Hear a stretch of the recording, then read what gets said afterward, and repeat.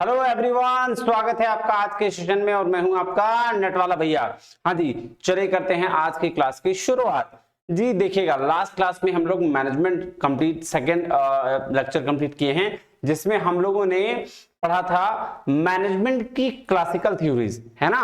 और आज हम जो है वो कंप्लीट करने जा रहे हैं मैनेजमेंट की न्यू क्लासिकल, जिसको बिहेवियरल थ्योरीज भी कहते हैं। और उसके बाद एक लेक्चर लगाएंगे जिसमें मॉडर्न थ्योरीज आ जाएंगे और उसके बाद थ्योरीज खत्म हो जाएंगी मैनेजमेंट की, है ना।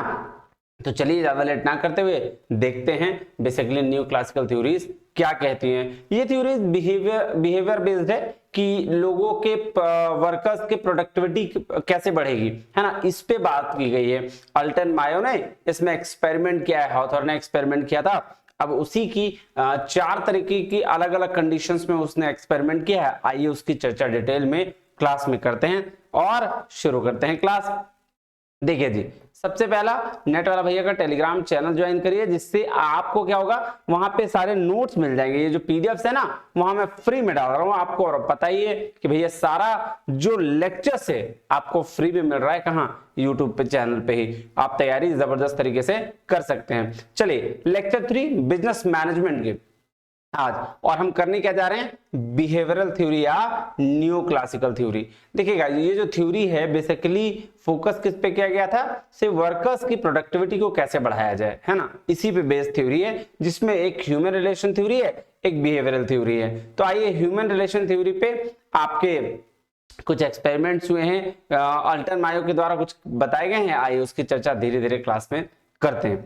कह रहा है these theories focus on organisational goals along with the satisfaction of human needs. तो क्या बोला कि ये थ्योरी भरोसा किस पे करता है कि भाई ह्यूमन का जो नीड है उसको सेटिस्फाई तो करना है ऑर्गेनाइजेशनल गोल के साथ साथ। मतलब अगर मैं बात करूं कि कंपनी कहती है कि भाई मुझे 1 लाख प्रोडक्ट बना के कंप्लीट करा देना है, तो वो तो करना ही है, लेकिन उसके साथ साथ ह्यूमन का इंटेंशन को खराब नहीं करना है। भाई ह्यूमन को एसेट की तरह ट्रीट करना है, उनको ये समझना है कि यही है, तभी हमारे टारगेट्स कंप्लीट हो पा रहे हैं। तो यही बात ये कह रहा है shift in focus from the work place conditions to the human side of to the organisation people oriented approach substituted the production oriented approach to important theories. तो भाई साहब ये देखो, लास्ट जो हमने क्लासिकल थ्योरीज पढ़ी थी वो जो था वो पीपल ओरिएंटेड अप्रोच नहीं था, वो था जी आपका वर्क प्लेस कंडीशंस अप्रोच, है ना, जिसको इंजीनियर्स अप्रोच कहते थे मैनेजमेंट का। तो वो इतना ध्यान नहीं दिए ह्यूमंस पे। उन्होंने बोला ऐसा है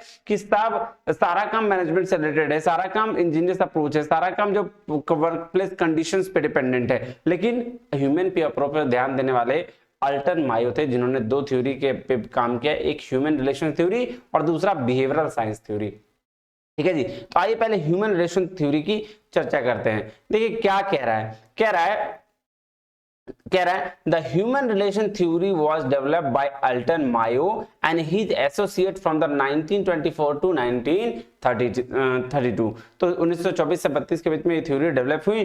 the Hawthorne plant of Western Electric company, देखिए एक इलेक्ट्रिक कंपनी था, वहां पे ये पहला एक्सपेरिमेंट है इनका, यह ध्यान देखिएगा। The Hawthorne effect where people feel the pride belonging to a group, जहां पे ग्रुप के साथ काम करने पर जो वर्कर्स थे वो क्या फील किए, प्राउड फील किए। तो however the Hawthorne experiment brought about the conclusions that the business organization also include a social and psychological factor. तो सोशल फैक्टर को भी ध्यान में रखना है और साइकोलॉजिकल फैक्टर्स को भी ध्यान में रखना चाहिए। कह रहा है it considers organisation as a social process where feelings, sentiments, attitudes were given due to importance. तो यहां बोला कि भाई ह्यूमन को इंसान की तरह ट्रीट करो, उनकी फीलिंग्स, उनकी भी कदर होनी चाहिए, उनके सेंटिमेंट्स की कदर होनी चाहिए, है ना। ये ह्यूमन रिलेशन थ्योरी कहती है। बेसिकली ये इंडिविजुअल बिहेवियर की बात करता है ना। कह रहा है human relation theory concentrate on moral और प्रोडक्टिविटी, मोरल एंड प्रोडक्टिविटी की बात करता है कि वर्कर्स के मोरल के बढ़ाओगे तो प्रोडक्टिविटी खुद ब खुद इंक्रीज हो जाएगी, वर्कर्स का मोरल डाउन करोगे तो भाई प्रोडक्टिविटी डिक्रीज हो जाएगी। अब देखिए वही कह रहा है, यहां पे ध्यान समझिएगा कि Hawthorne experiment elimination experiments, relay assemble, test room experiment, interview program and bank wiring, group observation. ये 4 तरह की एक्सपेरिमेंट किया था हॉथॉर्न ने एक्सपेरिमेंट में, और चारों अलग अलग एक्सपेरिमेंट थे, और चारों जो एक्सपेरिमेंट था वो वर्कर्स के लिए था कि वर्किंग कंडीशंस में क्या इंपैक्ट पड़ता है जब हम ये काम करके देखते हैं। तो आइए उसकी चर्चा करेंगे। तो कह रहा था हॉथॉर्न एक्सपेरिमेंट वर कंडक्टेड इन 4 स्टेजेस, 4 स्टेज में लिया गया। दीज आर गिवन बिलो, है ना। तो सबसे पहला जो एक्सपेरिमेंट था इसको बोलते हैं इल्यूमिनेशन एक्सपेरिमेंट्स। अब इल्यूमिनेशन एक्सपेरिमेंट्स क्या था ये बात समझिएगा। देखिए ये जो इल्यूमिनेशन एक्सपेरिमेंट था ना, वो देखा गया 2 वर्किंग कंडीशंस में लोगों को रखा गया। एक में क्या हुआ, एक में लाइटिंग की प्रॉपर व्यवस्था की गई थी, मतलब लाइटिंग कंटिन्यूअसली था, और एक में जो था वो लाइटिंग वेरिएबल था, मतलब कभी आता था जाता था, आता जाता था। और उस पे जब देखा गया तो इसमें क्या पता चला कि उससे वर्किंग कंडीशंस पे कोई इंपैक्ट नहीं हुआ। आइए पढ़िए, आपको समझ में आ जाएगा। कह रहा है the main objective of the illumination experiment was to study the effect of quality of lighting in the work room on the efficiency of workers. देख रहे हो कि इफेक्ट ऑफ क्वालिटी, मतलब जो लाइटिंग है उसका जो क्वालिटी है लाइटिंग का, उसका क्या इंपैक्ट पड़ रहा है वर्क रूम पे जहां वर्कर्स काम कर रहे हैं। इफिशिएंसी ऑफ वर्कर, मतलब वर्कर की इफिशिएंसी पे लाइट की वजह से क्या इंपैक्ट पड़ रहा है, सिंपल सी बात है। For this purpose the workers were divided into 2 group, 2 group में बांट दिए गए वर्कर्स को। 1 group of workers was made to work in a room where lighting remained constant। तो बोला भाई साहब एक ग्रुप में जो था वहां पे लाइटिंग जो था एक रूम में वो कांस्टेंट था, उसमें चेंजेस नहीं हो रहे थे, मतलब सिंपल सा बात है, एक रूम में लाइट कंटिन्यूअसली अवेलेबल था। दूसरा कह रहा था other group was made to a work in a room where lighting was varied. तो दूसरा जो रूम था उसमें क्या था, लाइट्स वेरी कर रही थी, है ना, अप एंड डाउन, या कभी आना कभी जाना, जैसे हमारे नॉर्मल जिंदगी में होता है, तो वैसा था। तो बोल रहा है the experiment revealed the production increased in both the rooms, therefore the quality of lighting had no impact on the efficiency of level of workers. अब ये एक्सपेरिमेंट करने के बाद क्या पता चला, पता ये चला कि प्रोडक्शन दोनों जगह में बढ़ गया, कहीं कुछ लाइटिंग की वजह से कोई इंपैक्ट नहीं आया। तो इसका मतलब ह्यूमन के एक्सपेक्ट को देखा तो फिर प्रोडक्टिविटी में इंक्रीमेंट हमेशा हो गया। ये बात समझ में आ गई। तो इल्यूमिनेशन एक्सपेरिमेंट में क्या हुआ, 2 अलग अलग कंडीशंस में 2 अलग अलग रूम में कुछ लोगों को लिया गया, एक में लाइटिंग की व्यवस्था, लाइटिंग पूरे कंटिन्यूअस थी, और दूसरे में लाइटिंग नहीं था। तो लाइटिंग वेरिएबल था, मतलब आता जाता था, लेकिन उससे प्रोडक्टिविटी पे कोई फर्क नहीं पड़ा, यही बात ये कह रहा है। दूसरा है relay assembly test room experiments, relay assembly test room experiments. देखो यहां क्या हुआ, कह रहा है these experiments were conducted in a assembly department where telephone relay units were assembled. तो ये कहां था, जो टेलीफोन यूनिट जो होता है ना, जहां पे असेंबल होता है, वहां पे ये एक्सपेरिमेंट किया गया। क्या बोला गया, क्या the object of the experiment was to ascertain the relationship between working conditions and productivity. तो देखो इसका ऑब्जेक्टिव क्या था कि एक्सपेरिमेंट करने का कि भाई साहब हम रिलेशनशिप जो वर्किंग कंडीशंस के में और प्रोडक्टिविटी में क्या फर्क होता है। तो वर्किंग कंडीशन और प्रोडक्टिविटी पे बेस्ड ही तो ये सारा है। कह रहा है those employed in the department were all women and the work has repetitive one. हाँ ये बात भी बिल्कुल सही है, बोला कि जितने भी लोग थे डिपार्टमेंट में ना वो सारे लेडीज थे, सारे विमेन थे, और काम जो था रिपीटेटिव वन था, मतलब एक करता दूसरा आता, एक तीसरा करता चौथा आता, ऐसा करके था। कह रहा है a group of 6 women workers was made to take in a separate room. अब एक ग्रुप बनाया गया जिसमें 6 लोग को एक सेपरेट रूम में लाया गया, ठीक है जी। कह रहा है as they were doing in their work a series of changes were introduced during the period of investigation. तो बोल रहा है जैसे कि आपको पता है कि वो काम कैसे कर रहे थे, चेंज के बेस पर कर रहे थे, एक आना दूसरा जाना, सीरीज ऑफ चेंजेस की तरह कर रहे थे, और उनको इंट्रोड्यूस किया गया इन्वेस्टिगेशन के लिए। तो a new financial incentive plan was introduced to the group that assured additional remuneration. एक नया फाइनेंशियल इंसेंटिव प्लान उनके सामने इंट्रोड्यूस किया गया कि भैया इतना काम करोगे तो इतना पैसा और देंगे, पूरे ग्रुप के सामने।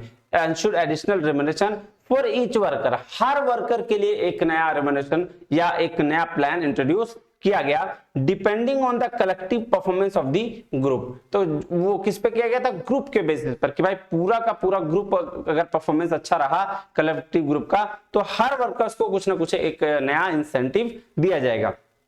कह रहा है the rest period during week were also gradually increased and the workers were also permitted to leave an hour earlier. तो देखो जो रेस्ट पीरियड था पूरे वीक का वो उसको बढ़ा दिया गया। रेस्ट पीरियड मतलब अगर कोई 3 घंटा रेस्ट करता था तो वहां 4 घंटा हो गया, 5 घंटा हो गया, ऐसा रेस्ट का पीरियड बढ़ा दिया गया।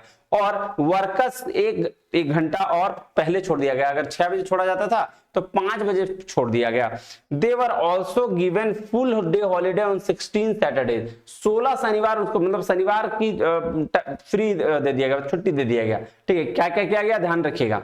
एक एक्सपेरिमेंट किया गया, उस एक्सपेरिमेंट में 6 वुमन को लिया गया, एक नया इंसेंटिव प्लान बताया गया, उसके साथ साथ वहां पे उसको वीकली एक दिन छुट्टी दे दिया गया, समय से पहले पूरे वीक में 1 घंटा छुट्टी दे दिया गया, रेस्ट करने का टाइम तो जो था वो भी बढ़ा दिया गया। The study revealed that output of each individual and also that of group increased due to the changes introduce. तो यहां क्या कह रहा है, ये दूसरा जो एक्सपेरिमेंट था इसमें कहने का मतलब है कि ये स्टडी करके ये क्या पाया कि भाई साहब इतना चेंजेस करने के बाद भी हमारा प्रोडक्टिविटी बढ़ गया और इंसेंटिव उनको देना पड़ा। क्यों? क्योंकि हमने क्या किया, हमने उनके बारे में ध्यान दिया, हमने ह्यूमन के एक्सपेक्ट को समझा, तो हमारा क्या हुआ सर, ये हमारा प्रोडक्टिविटी बढ़ गया और पूरे ग्रुप का प्रोडक्टिविटी बढ़ा। ठीक है, तो एक एक्सपेरिमेंट लाइट को लेकर, एक दूसरा एक्सपेरिमेंट किया आपके इंसेंटिव को लेकर। ठीक है, चलिए तीसरा एक एक्सपेरिमेंट किया इंटरव्यू प्रोग्राम को लेकर। बात समझिएगा, ध्यान से इसको समझिएगा, तभी आपको समझ में आएगा हॉथॉर्न एक्सपेरिमेंट का क्या मतलब है। कह रहा है a massive interview programme was conducted covering more than 10,000 workers to find out their views on their jobs, working conditions, supervision etc। तो एक मैसिव इंटरव्यू प्लान किया गया जिसमें कंडक्ट किया गया 10,000 से ज्यादा लोगों को, वर्कर्स को, है ना, और उनके व्यूज को देखा गया, कि पूछा गया उनसे कि जॉब्स, वर्किंग कंडीशन, सुपरविजन कैसा है। तो कह रहा है the interview programme revealed that, और जो इंटरव्यू हुआ उसमें रिवील हुआ प्रोग्राम की the morale of the workers improved as they had satisfaction that their views were heard। अगर उनके व्यूज को सुना जाए, ठीक है, अगर उनकी बातें सुनी जाए, उनकी मोरल को बढ़ाया जाए तो प्रोडक्टिविटी भी इंक्रीज होती है। The complaints of the workers were not objective statement of fact, they were reflection of the worker personal feelings and sentiments। तो ये यहाँ क्या बोला गया, वहां वो रिफ्लेक्शंस क्या थे सर, उनकी पर्सनल फीलिंग्स और सेंटिमेंट्स के। इसका मतलब यहाँ इस इंटरव्यू प्रोग्राम में क्या निकल के आया कि अगर आप वर्कर्स के सेंटिमेंट्स, फीलिंग्स को समझोगे, उनकी मोरल को बढ़ाओगे तो आपकी प्रोडक्टिविटी ऑटोमेटिकली इंक्रीज हो जाएगी। बात समझ में आई? देखो हर में एक एक्सपेरिमेंट किया और सब में यही निकल के आ रहा है ना। उसके बाद एक बैंक वायरिंग ग्रुप ऑब्जर्वेशंस किया, यहां पे भी एक एक्सपेरिमेंट हुआ। देखो कह रहा था main aim of the study here to find out the influence of the group on a worker to restrict his output in spite of existing incentives for the higher output। तो इसका purpose ये था कि जो अभी output आपका दे रहा है, अगर हम इंसेंटिव बढ़ा देते हैं तो फिर क्या हो जाता है, आइए, तो फिर इन्फ्लुएंस कैसे होता है एक वर्कर ग्रुप के लिए। कह रहा था working conditions were not Altered for the sake of the investigation. यहाँ पे देखो क्या किया गया, बोला इंसेंटिव बढ़ा दिया गया लेकिन वर्किंग कंडीशंस को चेंज नहीं किया, उसका जो अल्टर नहीं किया, है ना, उसका कंडीशन जो था जैसा का तैसा रहा। The group consisted 14 workers, group में 14 वर्कर्स थे, and its task was to attach wire to the telephone equipment। और उसका काम क्या था कि टेलीफोन इक्विपमेंट में वायर्स को अटैच करना, ठीक है, एंड सोल्डर करना, and to check the quality of work को चेक करना, ये काम था उनका। The incentive given for the work were attractive, but neither an individual workers nor he groups as a whole tried to increase output। सोचो कितनी बड़ी बात कह रही है, ये बोल रहा है कि भाई साहब 14 वर्कर्स थे, इंसेंटिव बढ़ा दिया गया, सब कुछ करा गया, लेकिन उनके वर्किंग कंडीशंस को चेंज नहीं किया गया। मतलब वो जितना देर काम कर रहा था उतना ही देर काम करता रह गया। बात ऐसा हुआ कि कोई आउटपुट इंक्रीज नहीं हुआ, कोई भी प्रोडक्टिविटी बढ़ी नहीं। क्यों? क्योंकि उनके बारे में वो नहीं सोचा। तो बिहेवियरल थ्योरी एक्सपेरिमेंट में यही कहता है कि आपको ह्यूमंस के बारे में सोचना है। So the group also did not let any worker exceed his output. 4 observation, 4 बातें। लाइट वाला एक बात समझ में आ गई है ना। दूसरा बात क्या था, टेस्ट रूम एक्सपीरियंस, वहां भी ये हुआ 6 वुमेन वाली बात, 6 औरत थी जिनको दिया गया और उनको लीव वगैरह दिया गया, तो फिर वो क्या हो गया, वो काम का प्रोडक्टिविटी बढ़ गया।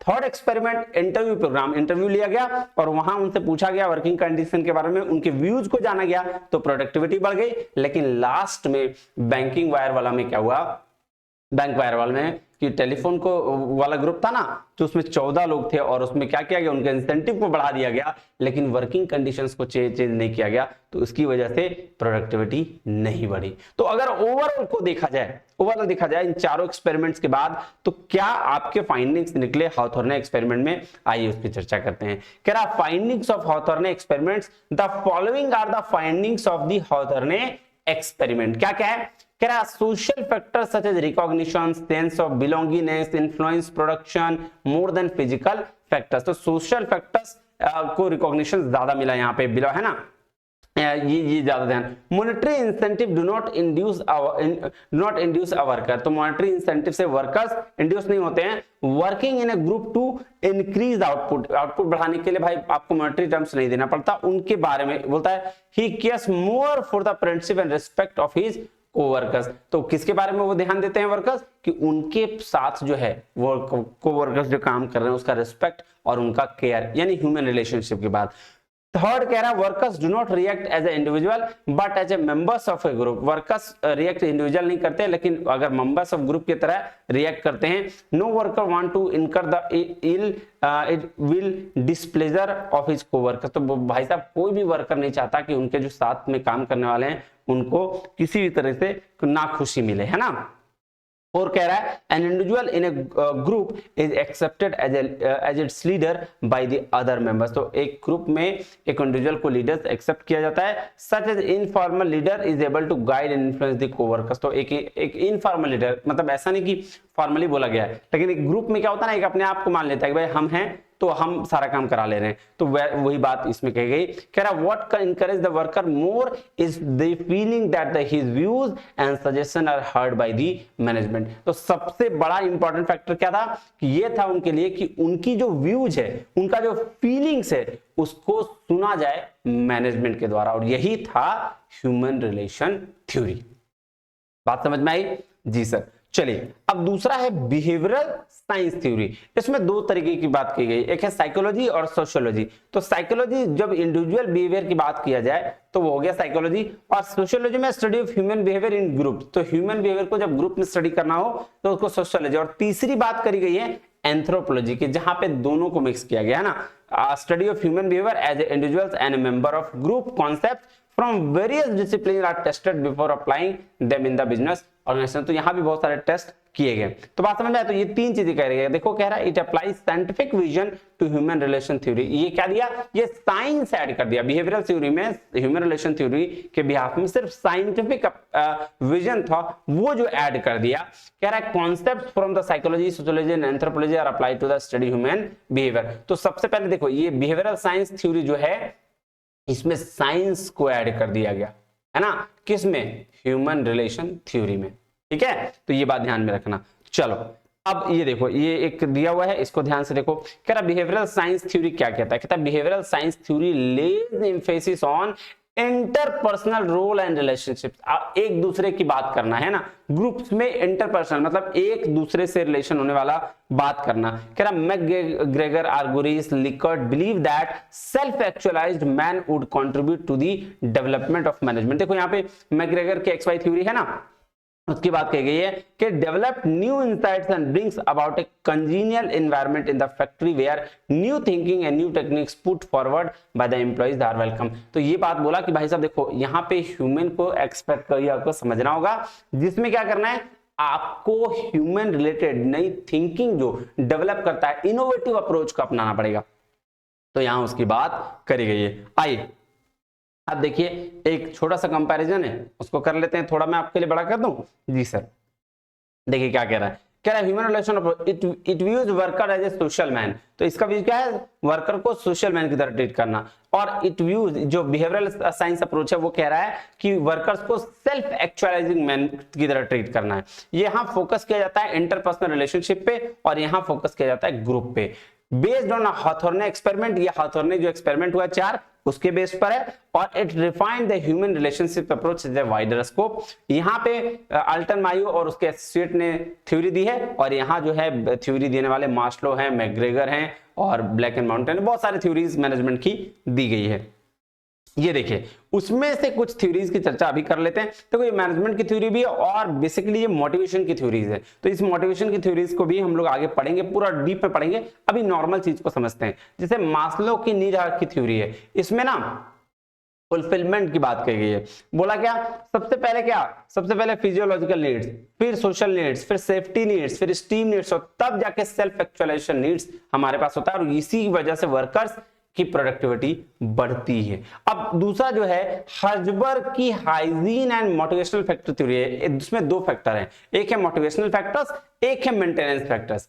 तो जो मेंटेनेंस फैक्टर है वो ऐसे फैक्टर हैं जिसके बिना किसी वर्कर्स का काम ही नहीं चलता। जैसे अगर मैं मान लो सैलरी, अगर आपको सैलरी नहीं मिलेगी तो आप काम करोगे? नहीं सर, बिल्कुल काम नहीं करेंगे। तो वो हो गया मेंटेनेंस फैक्टर। और मोटिवेशनल फैक्टर हो गया इंसेंटिव्स। जैसे मान लेते हैं चलो ठीक है आपको सैलरी मिल रही है तो बहुत बढ़िया, नहीं मिल रही तो आप काम नहीं कर पाओगे, छोड़ दोगे। लेकिन अगर आपको इंसेंटिव नहीं मिल रही है तो बहुत ज्यादा फर्क नहीं पड़ेगा। मिल गई तो बहुत बढ़िया, तो खुशी आएगी चेहरे पे, चलो 2-4 पैसे आधे ज्यादा आए। लेकिन अगर नहीं मिली तो कोई ज्यादा बहुत फर्क नहीं पड़ेगा। तो ये बात कर रहा है 2 फैक्टर्स की, है ना, हर्जबर्ग की हाइजीन और मोटिवेशनल फैक्टर्स की। तो एक मेंटेनेंस होता है और एक होता है मोटिवेशनल। मोटिवेशनल मिला तो भी ठीक, नहीं मिला तो कोई बात नहीं।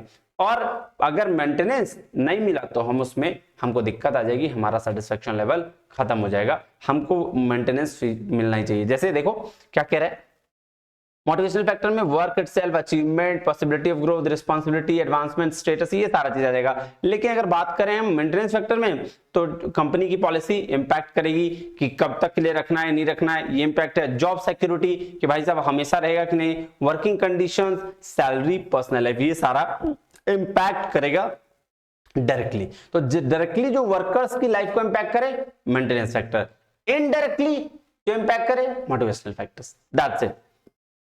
चलिए अब चलते हैं theory X and theory Y पर। क्या कहता है थ्योरी एक्स और थ्योरी वाई? देखिए थ्योरी एक्स जो बेसिकली है और मैकग्रेगर की थ्योरी है, इन्होंने एक्स जो है ना वो पॉजिटिव चीज को लेकर है और वाई जो चीज है वो नेगेटिव चीज को लेकर है। देखिए क्या रहा है, views workers suggest workers who dislike work and who will avoid wherever possible. ठीक है, तो थ्योरी एक्स को लेकर है, नेगेटिव चीज को लेकर है। ठीक है, एक्स हमेशा नेगेटिव ही होती है ना, इसलिए एक्स को एक्स कर दिया जाए, ऐसे याद रखो इसको कि थ्योरी एक्स और थ्योरी वाई में एक्स नेगेटिव चीज को है। यहाँ पे जो वर्कर्स होते हैं खुद काम नहीं करते हैं, उनको धकेलना पड़ता है काम करने के लिए। लेकिन वाई ऐसा है जहां पे खुद से वर्कर्स काम करते हैं, सेल्फ डिपेंडेंट रहते हैं, है ना। देखो ये कह रहा है worker must be coerced into working towards goal set by an organisation. तो कोर्स्ड मतलब होता है जबरदस्ती काम करवाना। तो यहाँ पे थ्योरी एक्स में यहाँ पे जो तरह के लोग होते हैं उनको जबरदस्ती काम करवाया जाता है। और जो थ्योरी वाई होते हैं वो एक्सटर्नल कंट्रोल्स आर अननेसेसरी, मतलब यहाँ पे जरूरत नहीं पड़ता एक्सटर्नल कंट्रोल का। Workers will show self direction in the pursuit of organisational objectives. तो यहाँ पे अपनी ऑर्गेनाइजेशनल ऑब्जेक्टिव को पूरा करने के लिए वर्कर्स खुद ही लगे रहते हैं। People need to be directed. देखो थ्योरी एक्स में तो डायरेक्ट डायरेक्शन देने की जरूरत पड़ती है, लेकिन people usually accept and with seek authority. तो यहाँ पे इसको कोई डायरेक्शन देने की जरूरत नहीं होती, खुद ब खुद चीजों सीख जाते हैं। बात समझ में आया जी sir. People are self directed and resistant to change. तो यहाँ पे पीपल क्या होते हैं, सेल्फ डायरेक्टेड और रेजिस्टेंट टू चेंज। एक minute, most people are capable using their own individuality organization problems. हाँ ये देखो ये स्टिल सेल्फ सेंटर होते हैं और ये मोस्ट पीपल क्या है, कैपेबल, यहाँ पे अपनी चीजें निकल के आती है। वाई थ्योरी अगर यार देखो ओवरऑल इसकी बात करें ना तो एक्स थ्योरी में जितने नेगेटिव अप्रोच हैं वो सारे हैं और वाई थ्योरी में जितने पॉजिटिव अप्रोच है वो सारे हैं। मतलब अगर इंट्यूशन आ रहा है खुद से, जैसे तुम ही देख लो अपने को, अभी क्या है पढ़ना लिखना है, तुम लोग को अभी पढ़ना है, ठीक है, लेकिन अभी क्या कर रहे हो, अभी इधर उधर जाओगे, एग्जाम के 2 महीना पढ़ोगे, अभी दिमाग नहीं लगेगा, फिर कोई फोर्स करेगा, मुझे बोलना पड़ेगा अरे पढ़ लो पढ़ लो पढ़ लो, तो फिर हो सकता है तुम लोग पढ़ने शुरू करोगे। X approach. लेकिन अगर तुम में अंदर खुद है कि नहीं यार दिसंबर में इस बार हमको निकाल लेना है, इस बार मेरा किसी भी हालत में जेआरएफ होना चाहिए, तुम अभी से ही पढ़ रहे होगे, अभी से 4 घंटे 5 घंटे पढ़ाई कर रहे होगे, दैट इज वाई अप्रोच। बात समझ में आई है ना जी।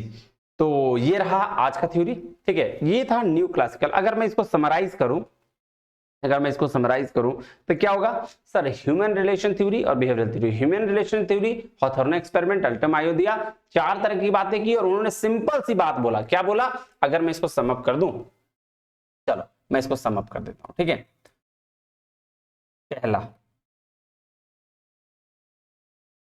पहला ह्यूमन रिलेशन थ्योरी, अगर मैं इसको एक लाइन में समअप करूं तो ये बोले वर्कर्स की मोरालिटी को बढ़ाओगे तो प्रोडक्टिविटी भी बढ़ेगी, और वर्कर्स की मोरालिटी को डिक्रीज करोगे तो प्रोडक्टिविटी भी डिक्रीज होगी। बात खत्म, इससे ज्यादा इसमें कुछ करना ही नहीं है ना। यही बात बोला ह्यूमन रिलेशन थ्योरी, और दिया किसने है सर, अल्टन मायो ने। और एक चीज और इसमें याद रख लेना, हाउथॉर्न एक्सपेरिमेंट, ये चारों इसको पढ़ लेना एक बार, ठीक है। तो बस यही बात करिए, ठीक है। और बिहेवियरल थ्योरी में बिहेवियर की बात करिए, इंडिविजुअल बिहेवियर और ग्रुप बिहेवियर की बात की है, जिसमें एक बात करी गई है साइकोलॉजी की, जहां इंडिविजुअल बिहेवियर देखा जाता है,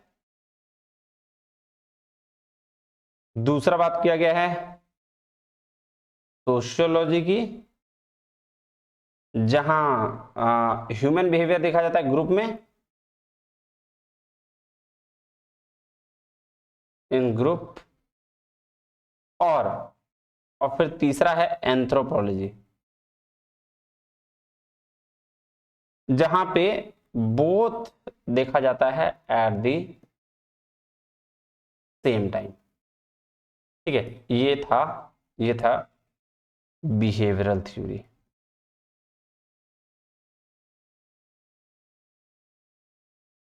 ठीक है। और इस थ्योरी में बहुत सारे लोगों ने अलग अलग बातें कही हैं, है ना।